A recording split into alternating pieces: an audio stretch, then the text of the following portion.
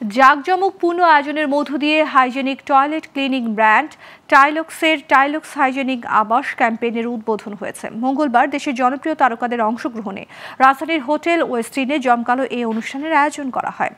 দুস্থ মানুষের টয়লেট নির্মাণে পাশে থাকুন, টাইলক্স কিনে স্লোগান নিয়ে এই ক্যাম্পেইন চলবে নভেম্বর জুড়ে।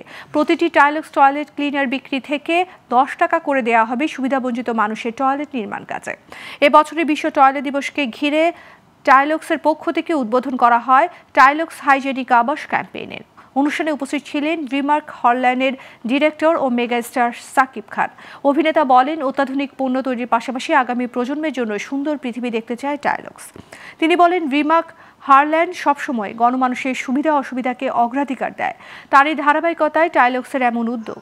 এ সময় অন্যদের মধ্যে উপস্থিত ছিলেন ওয়াটার এইড বাংলাদেশের প্রজেক্ট কোঅর্ডিনেটর KA আমিন, টাইলক্সের ব্র্যান্ড অ্যাম্বাসেডর চিত্রনায়ক সিয়াম আহমেদ, চিত্রনায়িকা পরিমণি ও বিদ্যা সিনহা মিম।